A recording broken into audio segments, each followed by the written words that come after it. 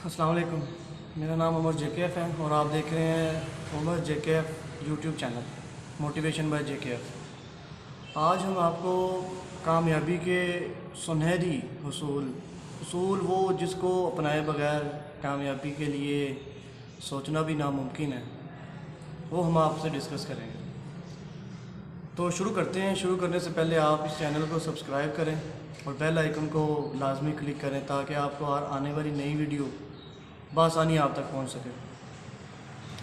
तो आज का हमारा टॉपिक जो सा है वो है कामयाबी हासिल करने के लिए जो लाजिम उसूल है, ये बड़े ज़रूरी हैं। ये ख़ास तौर पे मैं ये वीडियो बना रहा हूँ, ये स्पेशल उन लोगों के लिए है जो एफएससी प्री मेडिकल के रिपीटर्स हैं और मुसलसल मेहनत करने के बावजूद वो अपनी कामयाबी को हासिल नहीं कर पा रहे। उनके भी क्या वजूहात हैं, आज उनको इंशाल्लाह इस वीडियो में इंशाल्लाह अल्लाह करे आपको ये सारी चीज़ें आज इस वीडियो में मिल जाएं, तो मेरी दुआ है। चलो शुरू करते हैं बिस्मिल्लाह पढ़ के। सबसे पहले जो कामयाबी का उसूल है ना, उसमें आपको एक बात जो सबसे पहले ज़रूरी है वो जानना बहुत ही लाजिम है। आप सब जानते हैं कि आपके साथ हज़ारों बच्चे, अगर एक स्टूडेंट प्री मेडिकल का फ़र्ज़ करे, अपने आप को एज एग्जांपल ले ले, उसके साथ हज़ारों स्टूडेंट्स जो होते हैं, उसकी क्लास फेलोज़ हैं, उसके यूनिवर्सिटी उसके कॉलेज फ़ेलो हैं, और साथ जो उसके बाकी कॉलेजेस के फ़ेलोज़ होते हैं वो तकरीबन काफ़ी ज़्यादा होते हैं। तो आपने देखा होगा जैसे एफएससी का रिज़ल्ट आता है तो बड़े ज़्यादा लोग डिसअपॉइंट होकर अपनी राह से हट जाते हैं और अपनी दूसरी फील्ड्स को अचीव कर लेते हैं। उनका कोई गोल और बन जाता है, कोई इस तरह की वो इस तरह के मकासद नए बना लेते हैं। लेकिन मैं उन लोगों की बात कर रहा हूँ जो पहला पॉइंट है ना आज इस हमारे टॉपिक का कि कामयाबी हासिल कैसे की जाती है, इसका वो ये है कि सबसे पहले हमें समझना पड़ेगा कि हम लोग जो इस काम के लिए अपनी जद्दोजहद कर रहे हैं तो हम चुने हुए हैं। अल्लाह कुरान में कहता है कि हर तौफीक मेरी तरफ से है, मतलब कि हर तौफीक जो आप अपनी जस्तजू कर रहे हैं एमबीबीएस को करने की, एडमिशन लेने की, ये समझ लें एक बात कि आपकी ये जस्तजू अल्लाह ही की तरफ से है और यू आर सिलेक्टेड, और आपको इस काम के लिए सिलेक्ट किया गया। सिलेक्ट करने के बाद आप दूसरी बात इस चीज़ को समझने पहली समझ आ जाती है तो फिर हम दूसरी बात की तरफ चलते हैं। दूसरी बात यह है कि हमें मंजिल का यकीन होना चाहिए, मंजिल की पहचान होनी चाहिए, बिल्कुल ऐसी पहचान जैसे कि आप कोई बाज़ार से घर से निकले हैं, बाज़ार से कोई सामान लेने, गारमेंट्स में शॉपिंग करने निकले हैं। जैसे आपको यकीन होता है ना कि हमारी ये कोशिश है, ये गारमेंट्स की शॉप पे जा रहे हैं, हमने ईद की शॉपिंग करनी है, हम वहाँ से शॉपिंग करके आ जाएंगे। जिस तरह हमें ये यकीन होता है, हम उस तरह ही अपनी इस मंजिल का यकीन भी लेकर हम जो कोशिश कर रहे हैं हमें इंशाल्लाह आखिर में ये मंजिल मिलनी ही मिलनी है। ये है मंजिल की पहचान और इसको आपको बखूबी समझना पड़ेगा। ये बिल्कुल इसी तरह है कि ये दो पॉइंट्स अगर आपके क्लियर हैं तो तकरीबन आपको सारी बातें अगली समझ आ जाएंगी कि मैं आखिर आपसे बात क्या कह रहा हूँ।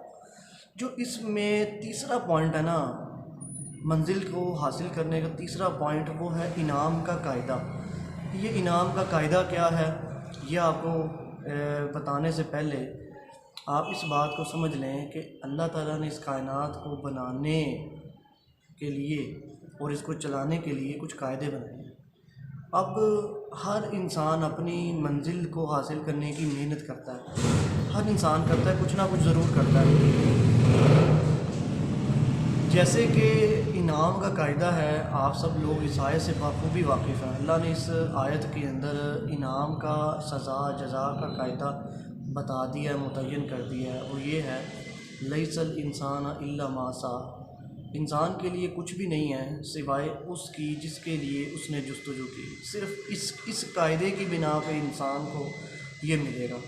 अब इस चीज़ को भी समझना बड़ा ज़रूरी है कि एक स्टूडेंट कहता है सर मैं एक साल मुसलसल मैंने लगाया, फिर मैंने दूसरे साल रिपीट किया, फिर मैंने तीसरे साल रिपीट किया, मुझे कुछ मिल नहीं रहा, मुझे समझ नहीं आ रही। मैं इसी बात पे आपको इसी चीज़ को आगे लेके चलता हूँ कि हमें एग्जैक्टली ये नहीं पता कि हमारी मेहनत का सिला हमें अल्लाह किस दिन किस वक्त देगा। हमारा काम ये होता है, जैसे आप ये समझ लें कि एक बैंक में एक लाइन लगी हुई है, और वो इनाम बांट रहे हैं और वो उन्होंने कहा कि लाइन में खड़े हो जाएं। अब हमें ये अंदाज़ा नहीं है कि हमारी बारी कब आनी है। हम लाइन में लगे रहें, लाइन में जो लगा रहा उसको उसका इनाम, उसको उसकी जस्तजू मिल के रहनी है। ये अल्लाह के कानून है, अल्लाह का कानून, अल्लाह का वादा है। और आप सब जानते हैं कि इसको मैं my self I attempted the AMCAT 6 times. एक साल 2014 में किया, एडमिशन नहीं हुआ। 15 में दिया, एडमिशन नहीं हुआ। 16 में दिया, एडमिशन नहीं हुआ। 17 में दिया, एडमिशन नहीं हुआ। 17 का दूसरी बार टेस्ट दिया, एडमिशन नहीं हुआ। 18 में जाके कहीं जाके ये एडमिशन जो है ये पॉसिबल हुआ, अल्हम्दुलिल्लाह। ये हर इंसान की एक ये समझ लें कि एक अलग चीज़ है। अल्लाह ने उसको एक अलग काम के लिए और अलग चीज़ के लिए उसको ट्रेन करना है। ट्रेंड हो रहे हैं आप इस बात को, इस चीज़ को समझना बड़ा ज़रूरी है।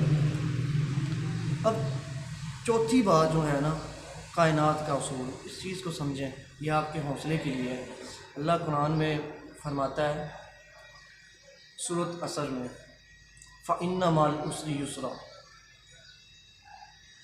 फिर इसी के साथ इसी बात को मज़ीद मजबूत करने के लिए इन्ना माल उसरी युसरा, 2 आयात एक साथ एक जैसी एक ही मफ़हूम की अल्लाह ताला ने सूरत नशरा में इरशाद फरमाई है। ये समझ लें कि हर मुश्किल के साथ आसानी है और हर आसानी के साथ मुश्किल है। यही उसूल के साथ अपने इर्द गिर्द नज़रें दौड़ा के देख लें। जिसने आज की आसानी ली उसने कल की मुश्किल उठाई, और जिसने आज की मुश्किल उठाई उसने कल की आसानी ली। ये बिल्कुल हार्ड एंड ये समझ लें कि बिल्कुल क्लियर उसूल है। इसमें हर इंसान को समझ आ जानी चाहिए कि जैसे दिन और रात बदलते हैं, इस तरह मुश्किल और आसानियाँ आपस में अल्टरनेट हैं। ये चीज़ें समझने की हैं, इसको बाखूबी समझें। और आखिर में सेकंड लास्ट है वो ये है कि तनकीद सहने का हौसला। बच्चों, अगर आप में तनकीद सहने का हौसला नहीं है ना, तो आप कुछ भी नहीं कर सकते। यू कैन डू नथिंग, कुछ भी आपसे नहीं हो सकता। इस वक्त जो अपनी मंजिलों पे पहुँचे हैं, जिन लोगों ने अपने अपने गोल अचीव किए हैं, आप सबका इंटरव्यू करके देखें, आपको एक चीज़ उनमें कॉमन मिलेगी। वो ये है कि तनकीद सहने का हौसला। जो लोग दर हकीकत तनकीद सहते हैं ना, असल में उनकी ट्रेनिंग हो रही होती है।